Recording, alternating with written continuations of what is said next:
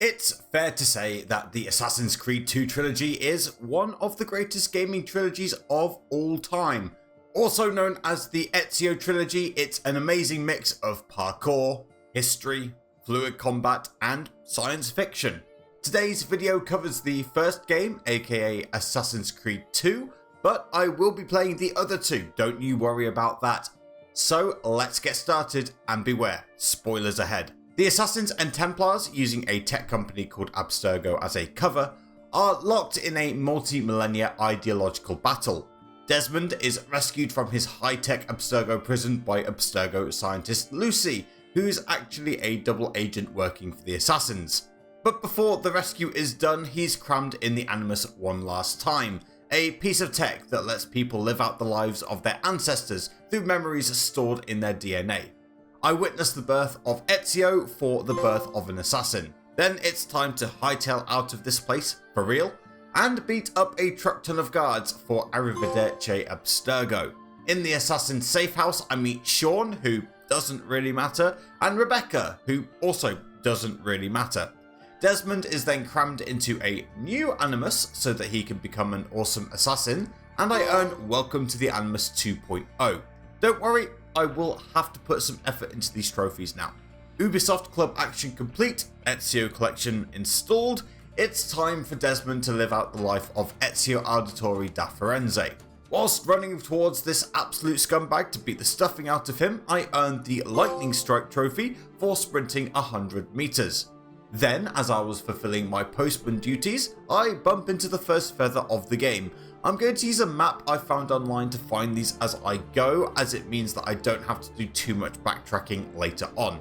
Anyway, after meeting and becoming a productive member of the family, their father and two brothers are framed for treason. Ezio dons his iconic assassin gear, said family members are executed by the corrupt Uberto Alberti, and I escape a similar fate for the pain of betrayal. In addition to the feathers, I'm also looking to grab all the viewpoints so that I can collect all 30 codex pages, which I'll need by the time I start the final sequence. On top of this, I'm also buying the treasure maps and hunting for treasure. I'm going to need a lot of money for a few of the trophies, so now is as good a time as any to start building my wealth. I learned how to pickpocket and throw money at people as well, two things I'll also need to do for trophies later on. There's some other trophies I pop along the way. I like the view for synchronizing 10 viewpoints, and high dive for doing a leap of faith from the Giotto's Campanile. On top of those two, I also bribe this official to stop saying mean things about me, then pickpocket my money back. I then repeat the process and earn Kleptomaniac for pickpocketing 1000 florins. I genuinely can't believe that works, and it's also a trophy in the next game as well. Back to the plot, and I unalive Uberto for vengeance. That's the name of the trophy. The surviving auditores flee to Monteriggioni and are taken in by Uncle Mario, who teaches Ezio how to fight for realsies and explains that Ezio's father was actually an assassin. No way, it's like the name of the game.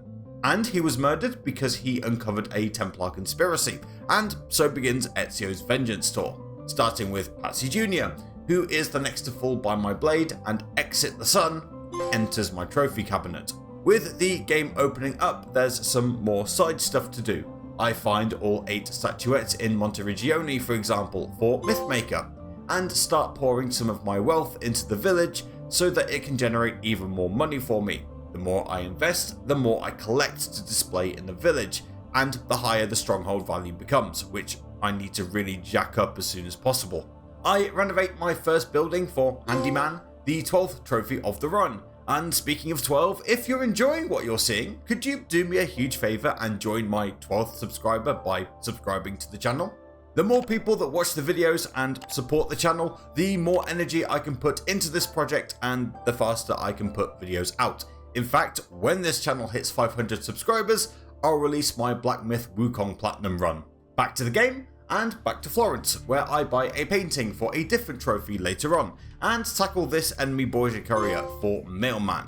As well as viewpoints, treasures, codex pages, and feathers, I'm also hunting for glyphs that a previous Abstergo volunteer left behind.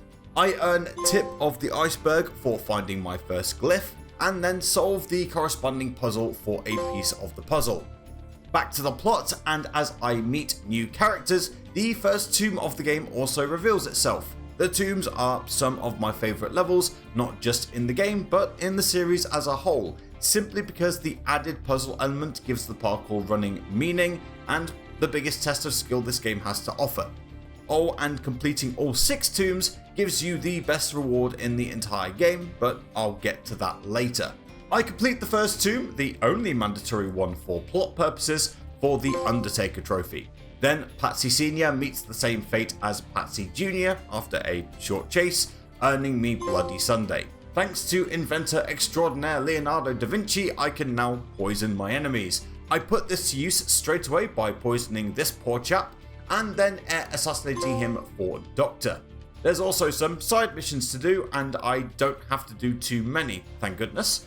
I do one assassination contract for Assassin for Hire, and then complete the second tomb of the game. Not much to say about this one. For me, it's the weakest tomb in the entire game. It's just one long pure parkour puzzle. Solving it gives me the Choir Boy trophy. I then do my first race, and what is wrong with this guy's face? I'll worry about that later, and by later I mean never, as I complete the very easy mission for Steal Home. I also help out this damsel in distress, her distress being that her husband is a cheating dickwad, so I beat him up for Macho Man.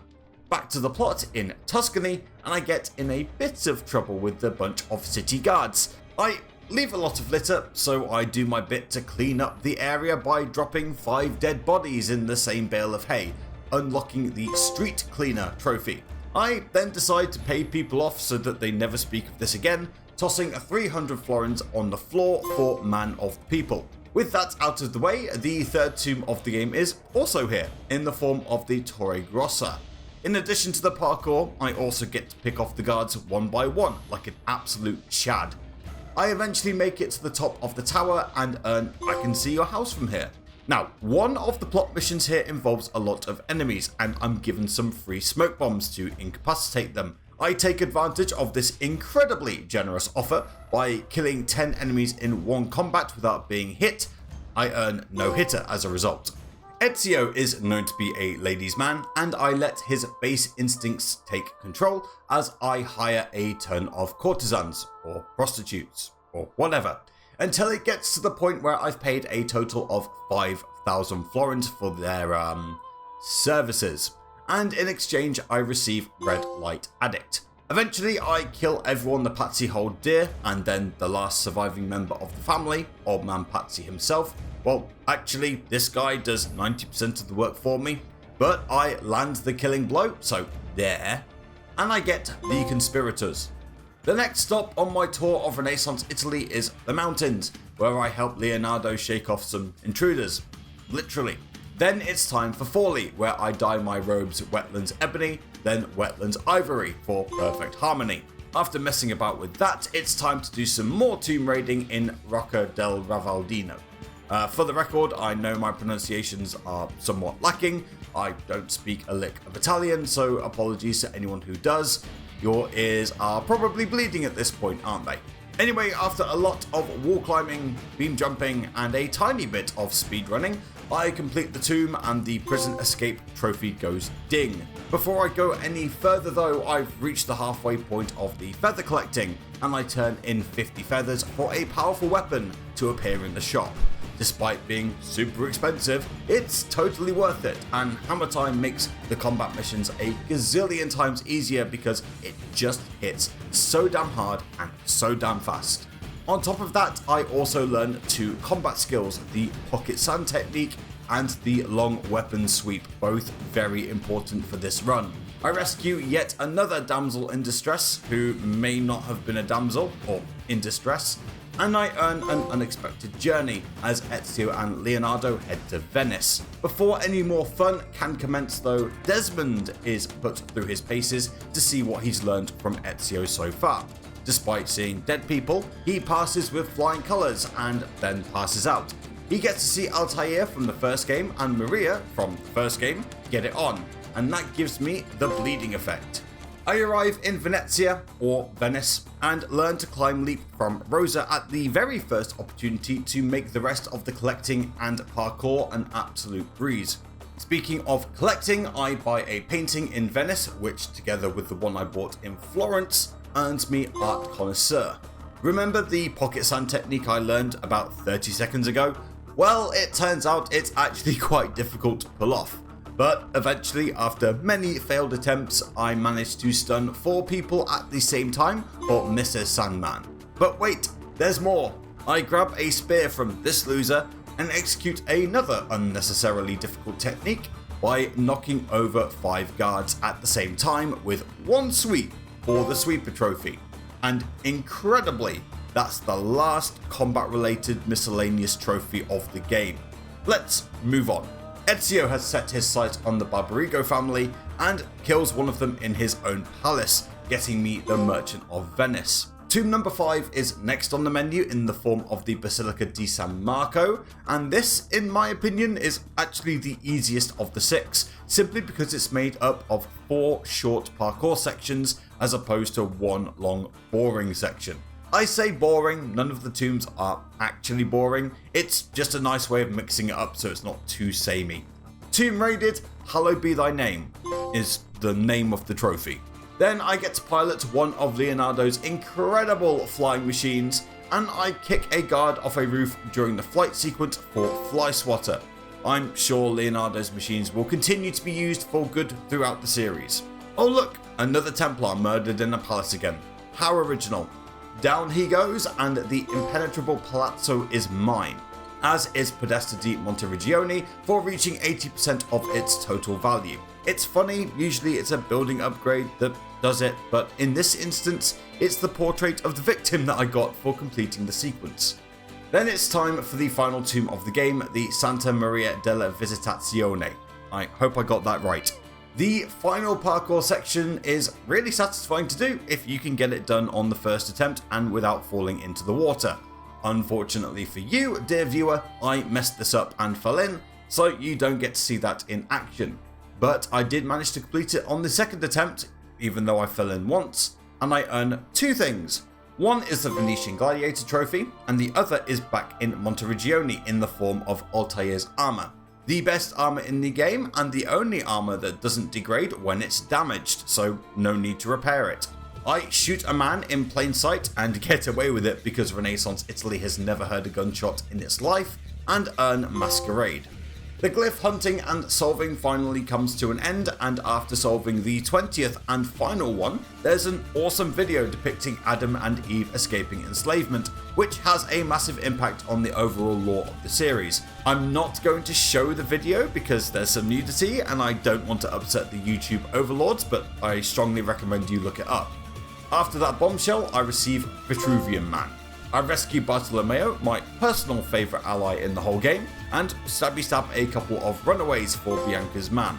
Now, up to now, there's not been a lot of plot to talk about, but that's about to change, so buckle in, buckaroo. Ezio finally comes face to face with the big bad of the game, Rodrigo Borgia.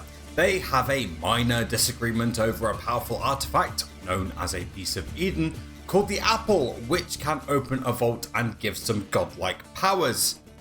Allegedly. Anyway, Rodrigo believes he is the prophet destined to open the vault. The minor disagreement quickly turns into a major one. Eventually though, Rodrigo runs away, leaving Ezio with the apple. It's revealed all my allies are assassins, and that they believe Ezio is the prophet destined to open the vault, and is finally allowed into the Brotherhood. Why it's taken this long, I couldn't tell you. Everyone jumps off a building and ding goes the prophet.